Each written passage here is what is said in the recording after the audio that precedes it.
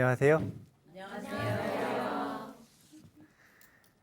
금강경에 물들다 벌써 9번째인데요.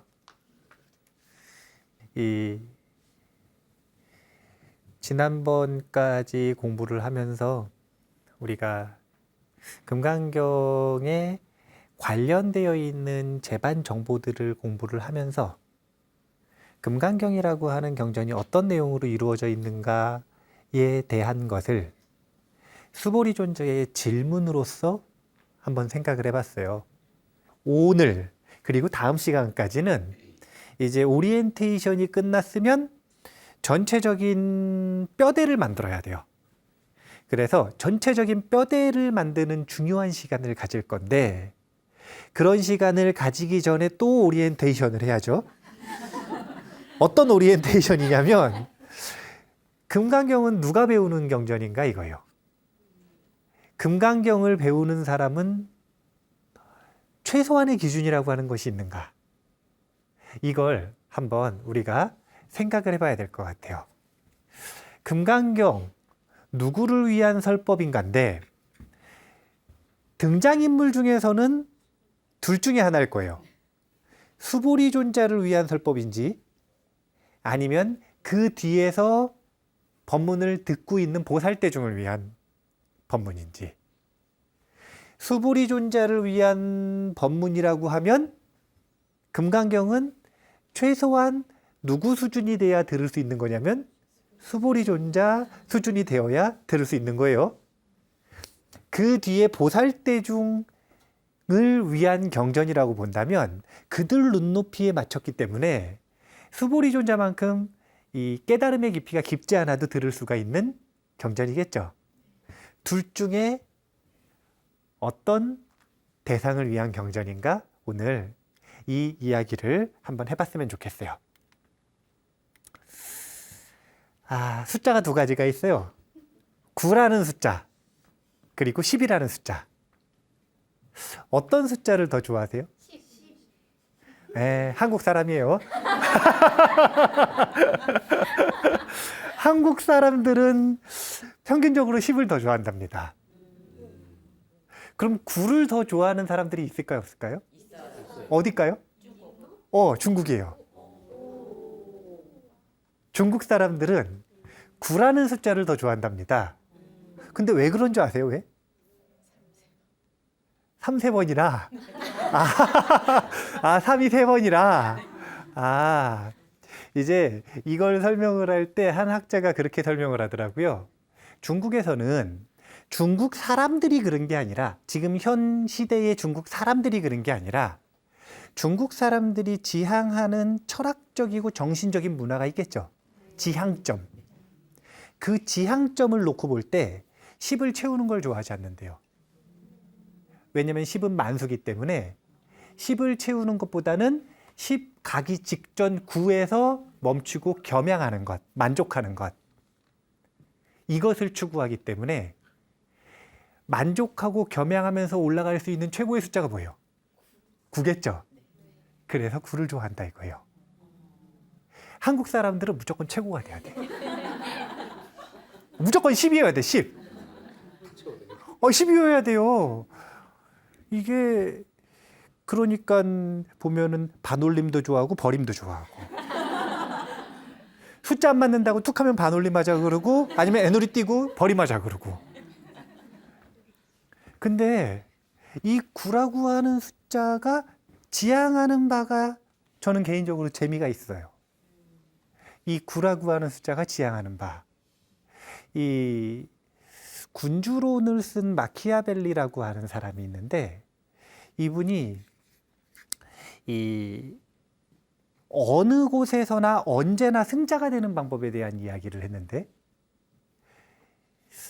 군주론에는 아주 재밌는 표현이 있어요. 그게 뭐냐면 10명이 있잖아요. 그 중에서 5등 정도에서 만족할 줄 아는 사람이 있다면 이 사람은 언제 어디서나 항상 승자래요. 왜냐하면 5등 정도는 이 상황에 따라 역전과 패배가 왔다 갔다 하지만 그래도 5등 정도 유지하는 건 웬만큼 실력이 있는 사람은 충분히 가능하다라는 거예요. 그러니까 5등 정도에서 만족할 수 있다면 어느 집단에서나 어떤 상황에서나 이 사람은 승자로서 살아갈 수 있대요. 자, 숫자가 9에서 또 5가 나왔어요. 그런데 이 올림픽에서는 메달을 뭐 줘요? 금운동이네요. 네. 그러면 금메달 딴 사람이 제일 행복할까요? 은메달 딴 사람이 제일 행복할까요? 동메달 딴 사람이 제일 행복할까요? 금메달. 아니야, 넷으로 하죠. 금, 은, 동, 노메달. 금메달, 은메달, 동메달, 노메달. 금메달. 누가 제일 행복할 것 같으세요? 아, 전형적인 한국 사람이에요. 금메달 딴 사람의 행복 지수는 낮대요. 이 올림픽 선수들을 추적 조사해가지고 심리를 추적 조사해본 결과 금메달 딴 사람들은 그렇게 행복하지가 않대요. 이유는 되게 간단해요. 떨어질 일만 남았으니까. 따라잡힐 일만 남았으니까. 금, 은, 동, 노메달 중에 동메달 딴 사람의 행복 지수는 가장 높대요. 이 사람에게는 언제든지 다음 기회도 있고, 이번에도 본인은 정말로 안타깝게 아무것도 못 얻을 뻔했지만 얻었고, 올라갈 자리도 있고 어느 정도 명성도 얻었고, 9든 5든 3이든 상관없이 그거는 뭘 얘기를 하는 거냐면 추구하는 것과 마음이 편안한 것, 무엇을 끝까지 추구하는 것과 자신의 마음이 편안한 것, 이 두 가지의 줄다리기 속에서 비율을 맞춰 나가는 건데, 어떤 전통에서는 3이라고 하는 거고, 어떤 전통에서는 5라고 하는 거고, 어떤 전통에서는 9라고 하는 거고, 어떤 전통에서는 다 필요 없고 10 해야 된다 그러는 거고, 이런 것들이 삶의 지혜와 그 문화의 성향을 보여주는 숫자들이에요. 제가 오늘 이 이야기를 왜 하냐면, 우리 사회 전반에 보면 허영심이라고 하는 게 아주 강렬합니다. 그건 다른 게 아니라 저 숫자에서 보면 알 수 있어요. 항상 10을 바라고 살아가거든요. 항상 1등이 되길 원하는 거예요. 이게 허영심이에요. 이 높은 기준을 딱 가지고 있으면 그 기준에 걸맞지 않고 한 이쯤 올라와도 본인은 이 사람하고 만날 때마다 항상 부족하다라고 느껴요.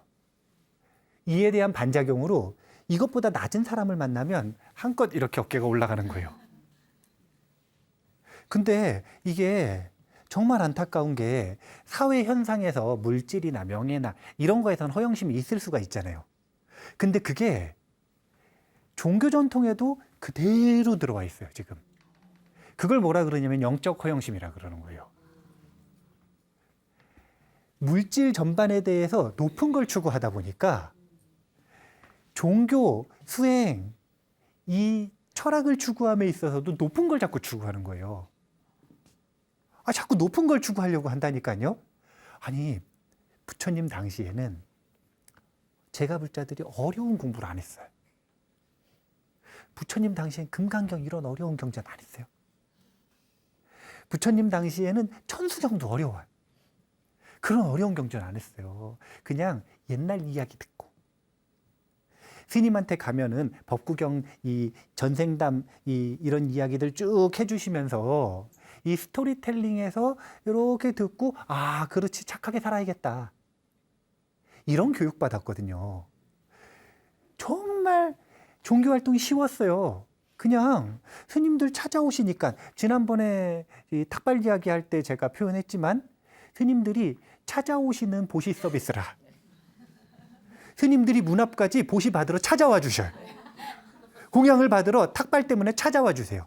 그러면 매일매일 공양 올릴 수 있는 기회가 주어지는 거예요. 그러면 공양 정성스럽게 올리고, 그리고 나서 도덕적으로 살려고 노력하고, 이것만으로도 옛날 부처님 당시의 제가불자들, 그리고 지금 남방불교의 사람들은 불자들의 행복지수가 굉장히 높아요. 그런데 영적 허영심이라고 하는 게 뭐냐면, 그 제가불자들의 전통 수행을 뭐라 그러냐면 시계 생천이라 그러는데, 천상에 태어나는 수행이라고 하는데, 우리나라 불교에서 뭐라고 가르치냐면, 천상 태어나는 건 그건 별로 쓸모가 없는 가르침이다. 거기 태어나면 복진 타락이라. 결국 복 다 하면 다시 지옥 떨어질 거. 그런 변하는 행복은 추구하면 안 된다. 별로 가치가 없다. 이런 식의 뉘앙스로 가르침을 받아들이기 시작하니까 전부 깨달음이라. 아니, 절에 왔는데 온 지 이틀 됐는데 왜 왔냐고 하고 뭐 배우고 싶냐 그러면 깨닫고 싶대요. 아니 솔직히 한번 생각을 해보자 이거예요. 이 솔직하게 몇 명이나 깨닫고 싶은지, 정말로 깨닫고 싶은 사람이 얼마나 되는지, 깨달음이라고 하는 걸 정말로 추구하는 사람이 얼마나 되는지, 한번 그걸 진심으로 원하는 사람이 누구가 있는지를 솔직하게 생각해 보면, 아니 왜 깨달음을 원하지를 않는데 깨달음을 추구해야 되느냐 이거예요. 왜 그러냐면 이게 더 높은 거고, 이게 더 좋은 거고, 이게 더 가치 있는 거라고 배웠기 때문에, 그것 때문에 뭐가 생기는 거냐면 영적 허영심이 생기는 거예요. 이게 사실은 논쟁의 시대가 남긴 악습 중에 하나입니다. 논쟁이라고 하는 건 뭐라는 거냐면 철학적인 가르침들이 있는데, 우리 가르침이 더 높다, 우리 가르침이 더 높다, 우리 가르침이 더 높다, 이게 대승경전에 남아있어요. 뭐라 그러냐면요, 금강경에서는 무슨 경전이 최고라 그래요? 금강경이 최고다. 유마경에서는 유마경이 최고다. 법화경에서는 법화경이 최고다. 화엄경에서는 화엄경이 최고다. 이게 최고가 맞아요. 전부 다 최고가 맞는데, 그거는 진리적인 차원에서 아주 깊은 차원에서의 이야기고, 그거 말고 겉껍데기로는 뭐가 남아있는 거냐면 서로 학파끼리 논쟁하던 악습이 남아있는 거예요. 이게 최고다, 이게 최고다, 이게 최고다. 논쟁의 목적이 뭐였냐면, 이 법우님이 생각하는 진리가 있고 저 법우님이 생각하는 진리가 있는데, 서로 왜 논쟁하냐면 자기께 더 최고라고 말하기 위해서. 그 악습이 지금 영적 허영심이라고 하는 모양새로 남아있게 됐어요. 그래서 이 한계, 악습을 벗어나지를 않으면 우리가 조금 더 담백하고 현실적인 종교 생활을 하기가 어려워요. 종교 생활을 해야 되는데 남의 얘기하는 게 아니라 내 얘기로서 받아들여서 하루 배우면 하루 배운 만큼 지혜로워지고, 1년 배우면 1년 배운 만큼 지혜로워지고, 이렇게 종교 생활을 해야 되는데 굉장히 자꾸 어렵고 높은 것만 추구를 하다 보면 초등학생이 대학생 공부를 하니까 10년을 공부를 해도 계속 어렵기만 한 거예요. 자기는 못 배운 것 같고. 그래서 이 영적 허영심이라고 하는 걸 조심해야 되는데, 제가 기억이 아직도 나요. 어떤 기억이 나냐면, 예전에 출가하기 전에 금강경을 배울 때 아무 내용도 모르고 그냥 스님이 읽으라 그래서 읽었거든요. 우리 스님이 저한테 매일 읽으라 그러시더라고요. 그래서 읽었어요. 근데 매일 읽는데 무슨 뜻인지 전혀 모르니까 이제 가끔 궁금하면 이렇게 뭐 스님한테 가가지고 법문을 듣거나 TV를 찾아보거나 뭐 이렇게 되잖아요. 근데 그때 이 채널을 돌렸는데 어떤 스님이 금강경 강의를 하시는데 아주 충격적인 말씀을 하신 거예요. 그게 뭐냐면, 이 금강경은 최소한 아라한이어야 공부할 수 있는 경전이다. 이 금강경은 수보리 존자에게 석가모니 부처님이 내려주시는 가르침이기 때문에 최소한 아라한이어야 이 경전을 이해하고 소화할 수 있다. 그렇게 얘기를 하신 거예요. 그래서 저는 그 말을 믿었을까요, 안 믿었을까요? 믿었죠. 믿었죠. 그래서 저는 계속 공부를 했을까요? 포기를 했을까요? 예, 포기했어요. 아라한이 되려면 멀었으니까 나중에 배우자. 그래서 공부하는 건 포기해버리고 그냥 외우기만 했어요. 계속. 뜻 전혀 생각하지도 않고, 뜻 찾아볼 생각도 없고, 그냥 독성만 계속했어요.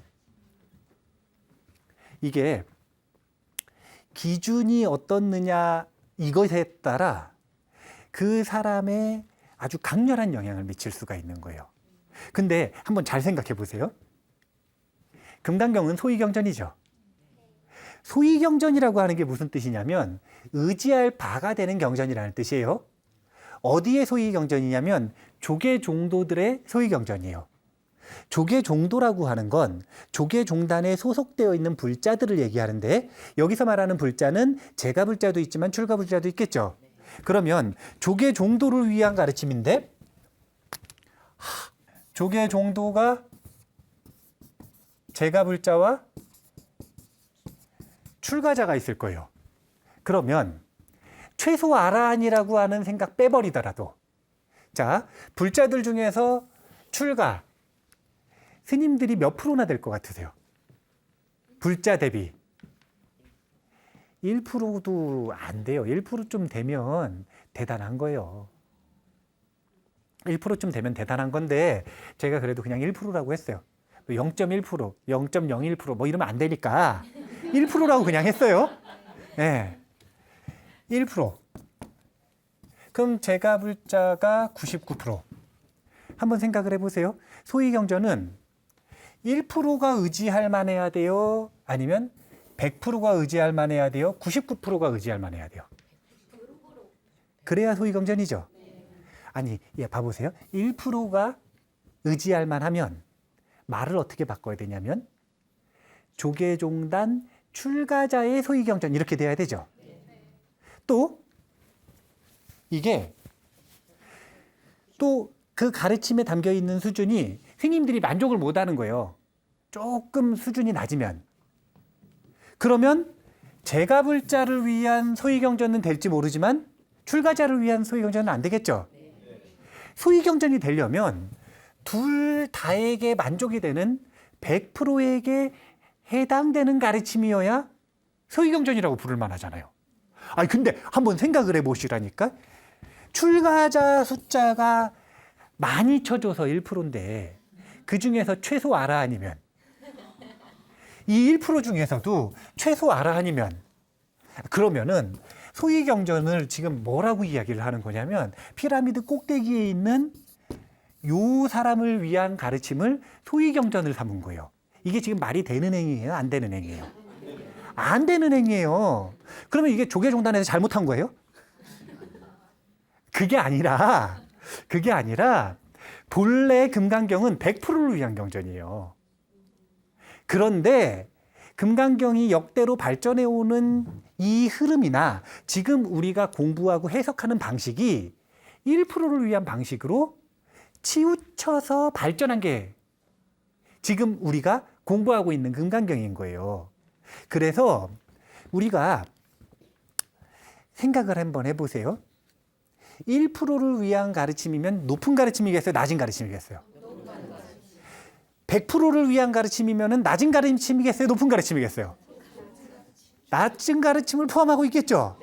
그러니까 우리 그 단계로 얘기하면 초등학생, 중학생, 고등학생, 대학생이 있으면 대학생을 위한 가르침은 초, 중, 고에 해당이 안 되잖아요. 그러니까 그렇게 단계가 있다고 치면 이 1%를 위한 이 가르침 쪽을 단순히 놓고 비교했을 때, 높고 낮음으로 비교했을 때 높은 거 배우고 싶어요? 낮은 거 배우고 싶어요? 이게 지금 영적 허영심이요.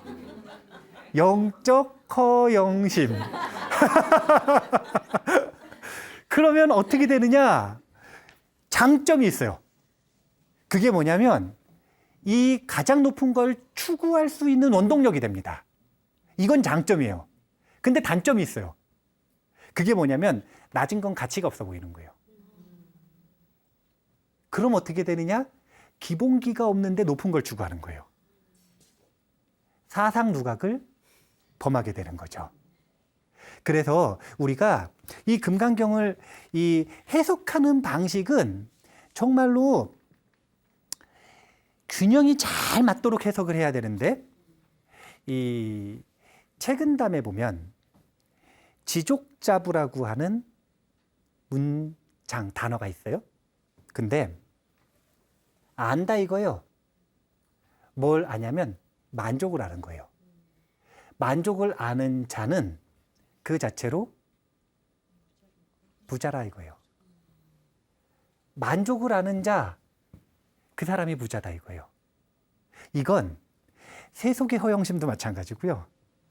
영적 허영심도 마찬가지예요. 오늘 누구를 위한 경전인가 이 이야기를 왜 하는 거냐면 금강경의 눈높이를 다시 한번 재조정해서 내가 금강경 속에서 뭘 얻을 수 있는지를 정확하게 알아서 자꾸 허영심에 허영심을 북돋아가지고 자꾸 높은 것만 추구하려고 그러지 말고 자기 눈높이에 맞는 그 가르침을 추구하고 그 방향성으로 공부를 하자라는 이야기를 하려고 하는 거예요. 이제 이 금강경이 결집되던 당시의 상황을 봐야 돼요. 금강경은 중요한 키워드가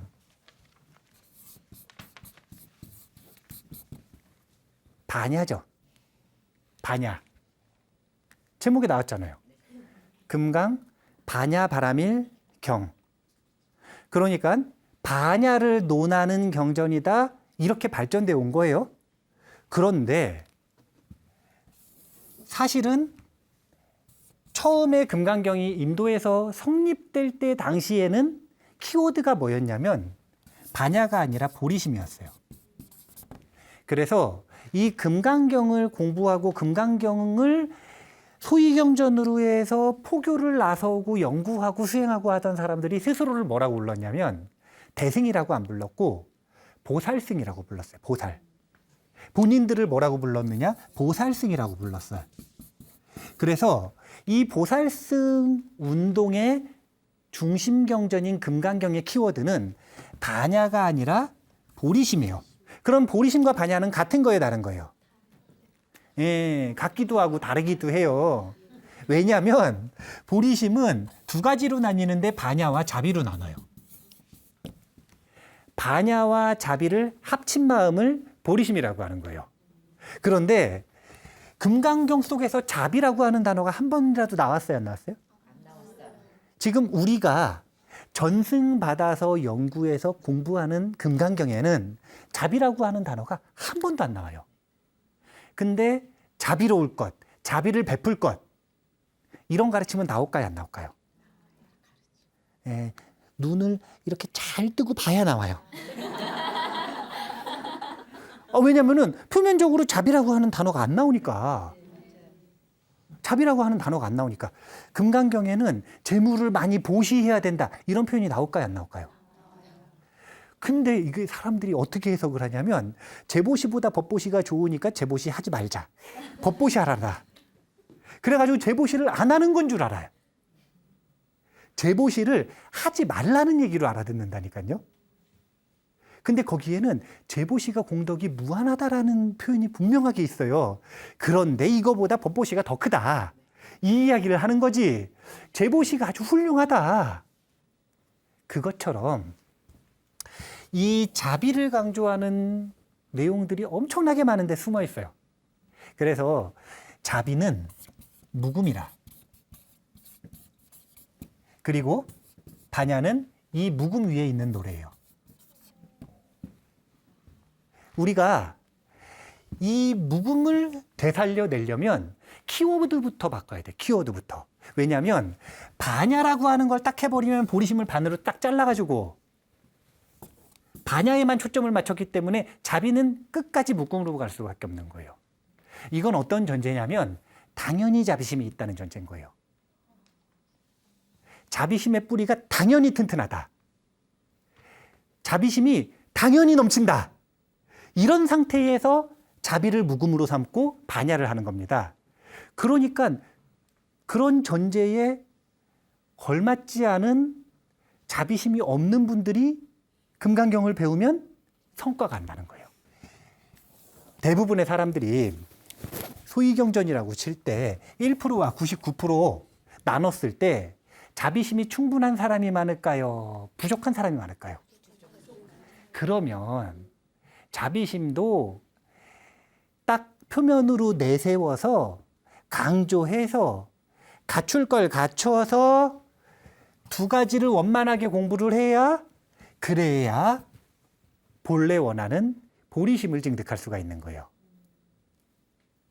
보리심으로 키워드를 넘어가는 순간 어떻게 되느냐?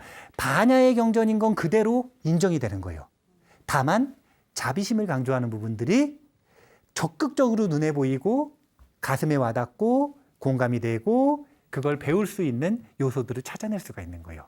그래서 첫 번째 작업은 반야라고 하는 키워드에서 보리심이라고 하는 키워드로 넘어와야 된다. 넘어와야 된다. 이게 이 보리심이라고 하는 단어가 조계종단에서 되게 중요한 단어예요. 이 보리심을 나타낼 때 상구보리, 하와중생 이럽니다. 상구보리라고 하는 건 뭘 하는 거냐면 그냥 깨닫겠다는 게 아니라 부처님의 일체질을 얻겠다는 거예요. 이걸 상구보리라 그래요. 이거는 반야와 자비 중에서 어디에 더 초점이 맞춰져 있는 것 같으세요? 이걸 보면 더 확실해져요. 하와중생은 중생을 전부 구하는 거예요. 이건 자비와 지혜 중에 어디에 더 초점이 맞춰져 있나요? 그러면은 하와중생이 자비니까 여기가 반야겠죠. 금강경이 처음 발전할 때는 이 두 가지 방식으로 발전한 거예요. 상구보리의 길과 하와중생의 길. 이게 무슨 거냐면 보살승 운동을 합니다. 그러면 후 500세에 요 결집이 일어났어요. 어떤 후 500세냐면 부처님 열반하신 후 500세 정도 뒤에 약 500년이 더 지난 다음에 그때부터 이 금강경이 결집되기 시작했거든요. 보살승 운동이 시작됐어요. 그런데 그 후 500세에 스님들이 보살승 운동을 했을까요? 아니면 제가불자들도 같이 했을까요? 아니면 제가불자들끼리 했을까요?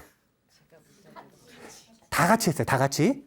그러면 다 같이 했을 때 수준을 놓고 볼 때 보리심에 가까이 간 사람이 있고 보리심에 처음 입문한 사람이 있겠죠. 그럼 보리심에 가까워진 사람은 자비심도 깊고 반야도 깊겠죠. 처음 입문한 사람은 둘 다 아직 힘이 별로 없겠죠. 그리고 아직 입문을 안 한 사람들도 지금 이 수준을 좀 낮춰서 문턱을 낮춰야 들어올 수가 있겠죠. 그러니까 두 가지 방식으로 전생이 되는데 상구보리의 길이라고 하는 건 전문 수행자들, 그 집단 속에서 이 보살승 운동을 이끌어 나가는 리더 집단들, 이분들은 최고의 수행을 하고 최고의 철학을 찾고 최고의 가르침 체계를 만들고 이런 연구를 끊임없이 했을 거예요. 상구보리에 가까워지기 위해서. 그러면 이 가르침을 전달해야 되는 사람들이 있죠. 자, 요즘 같으면 법문을 연구하고 수행하시는 스님들이 직접 법문을 해야 돼요? 아니면 제가불자들이 나가서 법문을 해야 돼요? 제가불자들이요? 지금 이게 우리나라에서 이게 아직 그 분업화가 정확히 안 돼 있는데, 분업화가 정확하게 안 돼 있는데, 아니 생각을 해보세요. 스님들이 본인 수행 열심히 하고 본인 이 연구 열심히 하고 하면서 대중들한테 나가가지고 한 명 한 명 붙잡고 이 공부 가르쳐 줄 시간이 있어요, 없어요? 자, 생각해 보세요. 이 둘 다를 이루기가 쉬울까요, 어려울까요? 그래서 포교적인 효과를 명확하게 하려면 연구 집단과 포교 집단이 딱 나뉘어야 되는 거예요. 더군다나 이 보살승 운동을 시작했던 분들은 그 당시에 완전히 신흥 종교 집단이라.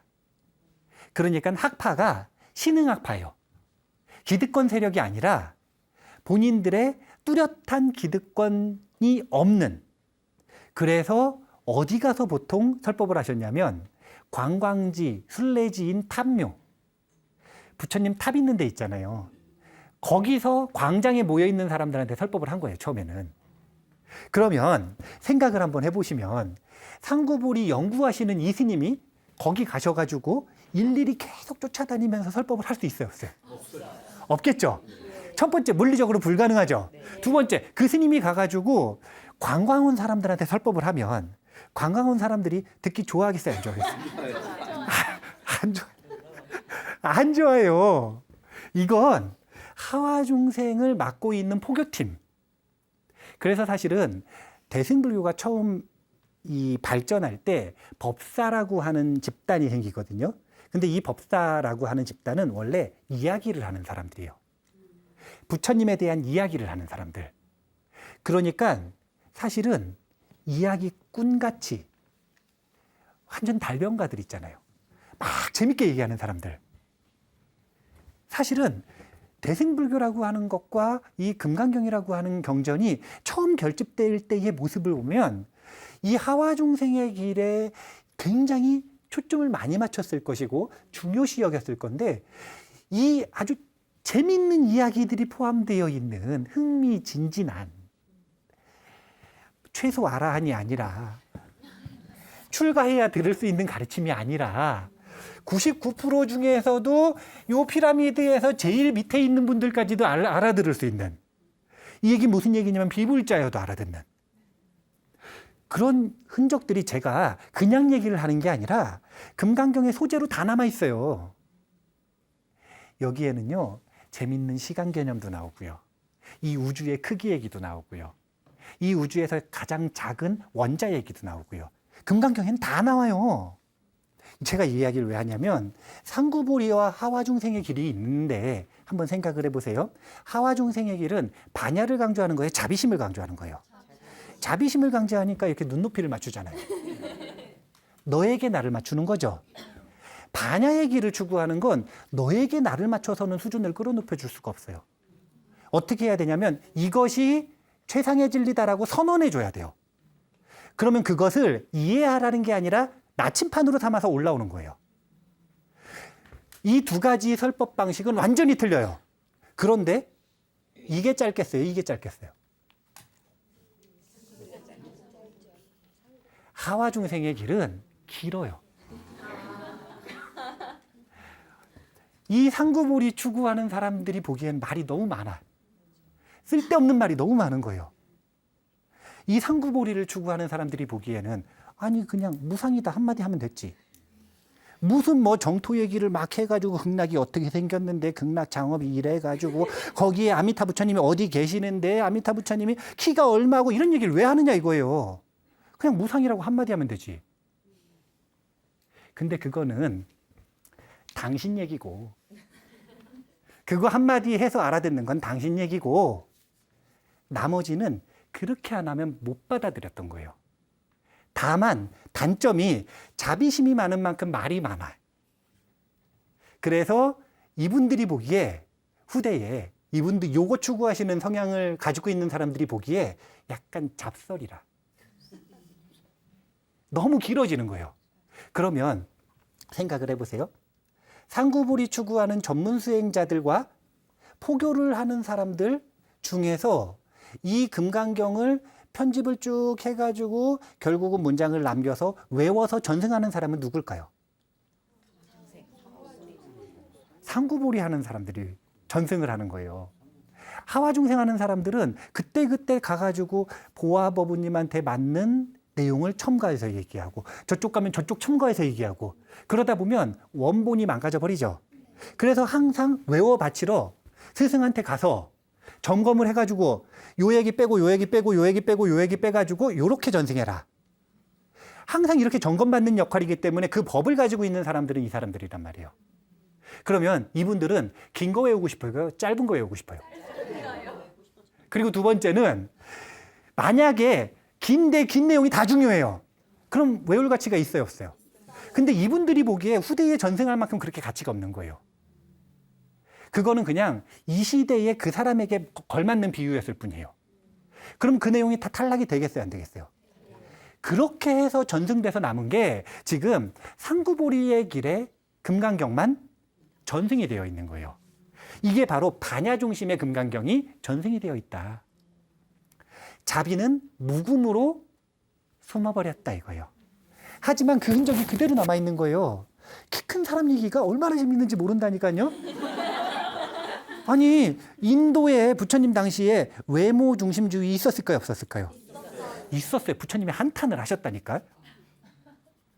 아니 불자들이 본인한테 신심을 일으키는데 내 법을 믿거나 내 행위를 믿거나 내 위나 태도를 믿는 게 아니라 내 얼굴 보고 나한테 신심을 갖는 경우가 제일 많다고.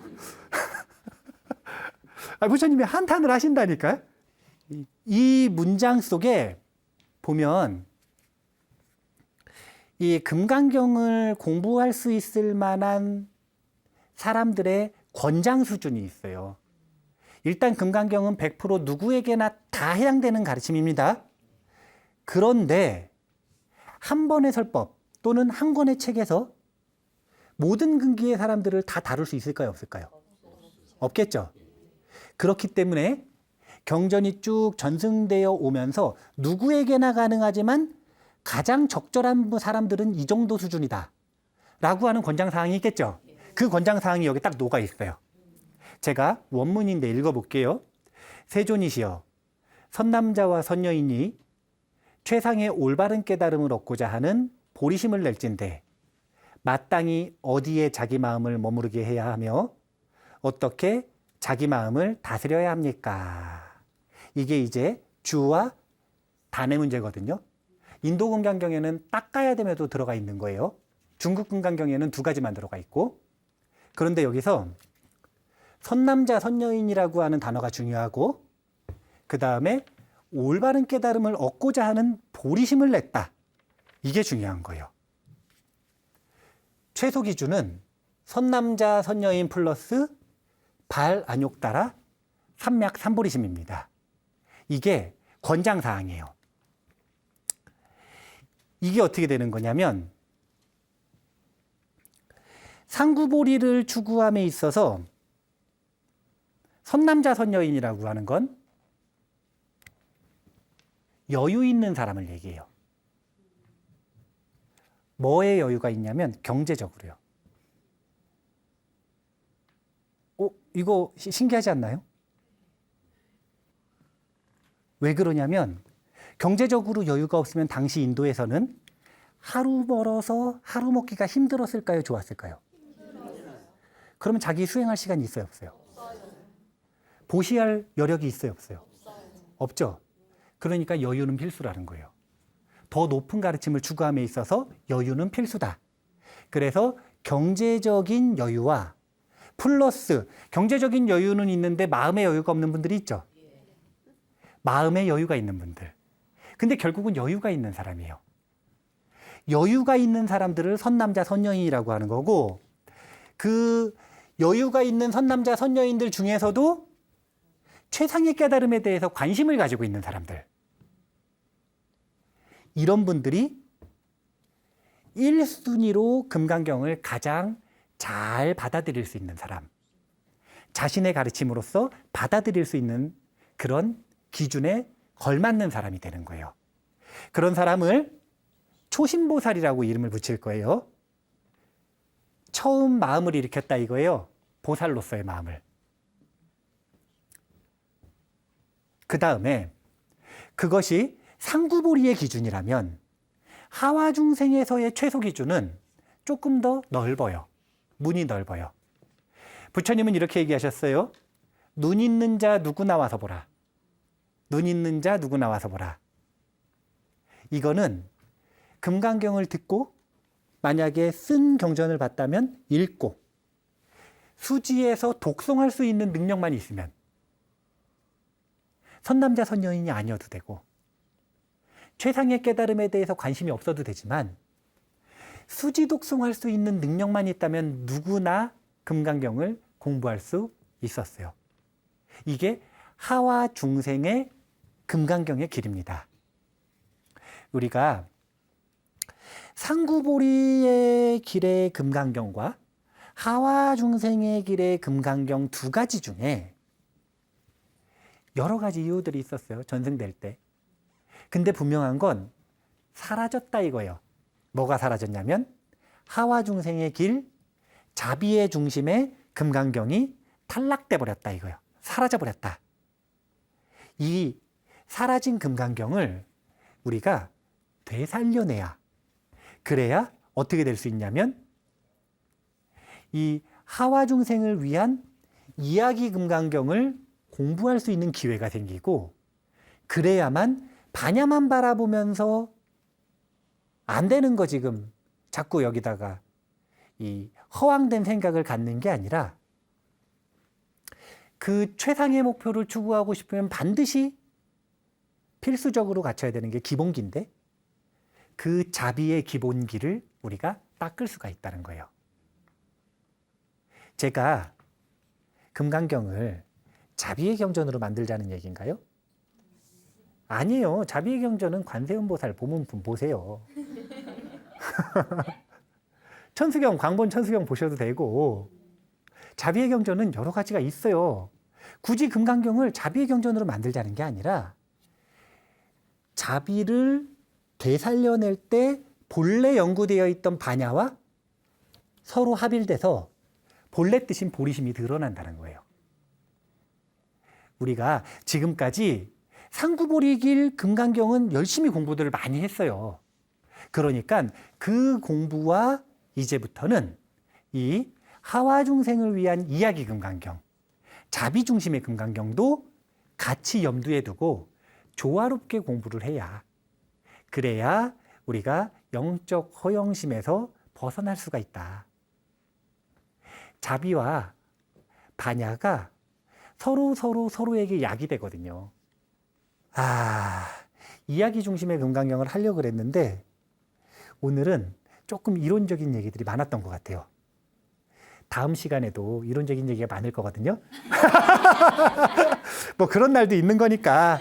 자, 그러면은 오늘 우리 이 자비의 금강경에 대해서 기억을 해 두실 수 있을 거라고 생각을 하고 자비의 금강경에 대한 이야기가 나온 것만으로도 성과가 있으니까 오늘 일단 그 단어 기억하시고 마무리를 하는 걸로 하겠습니다.